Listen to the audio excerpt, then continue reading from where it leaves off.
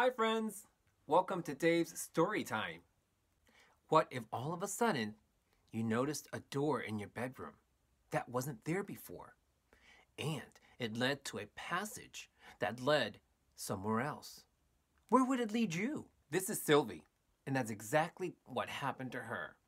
She was in her bed and she noticed, or thought she saw, a door right on her bedroom wall, and it wasn't there before. Well, if you want to find out where this leads Sylvie, then you need to stay with me. All right, let's go. Oh, that's right. Before I begin reading the story, a couple of things. One, I have prepared a few questions for you at the very end to test your listening skills, just for fun. If you know how to write, then put your writing skills to test as well. Go ahead and have something to write with on a piece of paper. And if you're younger and you don't know how to write just yet, that's fine. Maybe ask a grown-up to sit and watch with you and you can answer the questions together. Also, I have another video with different clips of something that has to do with this particular story. So, enjoy the story, and at the very end, I hope you enjoy what I have prepared for you as well. The title of this book, The Way to the Zoo. The Way to the Zoo, written and illustrated by John Birmingham. One evening, just before Sylvie went to sleep, she thought she could see a door in the wall of her bedroom. She decided to look again in the morning to see if the door was really there. In the morning, Sylvie was late for school and forgot about the door until bedtime. When Sylvie was ready for bed, she found the door and managed to open it. She could see some steps going down, and beyond them was a passageway. Sylvie found a flashlight and went down the steps and along the passageway for a while, wondering where it would go. In the distance, she could see what seemed to be another door. The door was heavy, but Sylvie used all her strength, and at last it opened. She found herself in the zoo, with lots of animals looking at her. It was getting late. Sylvie had to get back to her room and go to sleep because she had school again in the morning. Sylvie asked a little bear to come back with her. He did and slept in her bed. She made sure the bear was back in the zoo and the door in the wall was closed before she left for school. The next few nights, all the animals wanted to come to Sylvie's room, but she could only take the smaller ones. One night, she brought the penguins back, but they made a big mess splashing in the bathroom. Then she came back with a tiger and her cub.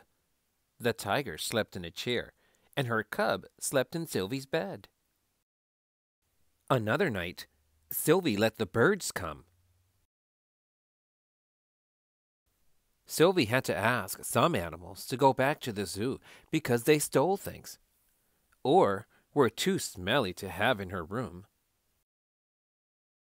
The baby elephant burst into tears because it was too big for the passageway. A baby rhino was able to get through the passageway, but Sylvie did not want the rhino in her bed, so she covered it in towels for the night. One morning, Sylvie woke up very late and had to rush to get ready for school. When she came home later that day, she knew something was wrong. There were noises coming from the living room. She had forgotten to close the door in her bedroom wall. The living room was full of animals. Sylvie got very upset, and all the animals left. Sylvie's mother would be home soon, so she had very little time to clean up. Sylvie hadn't quite finished when her mother arrived. "Oh, Sylvie, Sylvie," her mother said. "All I have to do is leave you at home when I go out for a while, and it looks as if you had the whole zoo in here." Sylvie still sometimes has animals visit at night, perhaps a baby bear or something else small and furry, but she always makes sure that the way to the zoo is closed before she goes to school. Oh, wow, that was something. Boy, can you believe all those zoo animals that Sylvie brought back to her room? So I asked you in the very beginning if there was a passageway with a door in your bedroom, where would it lead you? Would you want it to lead you to the zoo as well? Or maybe somewhere else, a magical place? There's no wrong answer to that question. It's all in here. That's what's great about that. Use your imagination. It could be anywhere you want it to be. All right, here are the questions that I promised in the beginning. Are you ready? Let's start with number 1. When did Sylvie remember about the door? You know, the door that was not there before, on her bedroom wall. 2. Past that magical door on the wall, there were some steps that led to the passageway. True or false? 3. What did Sylvie have with her every time she walked through that magical door? Oh, here's a good one. Question number 4. What animal was the first one that Sylvie brought back to her room with her? Can you name that animal? Question number 5. Where did the tiger sleep? Oh gosh, why did Sylvie have to ask some of the animals to leave and go back to the zoo? You've made it this far! Question number 6. Wait, question number 7. And the last question. Why did Sylvie get so upset?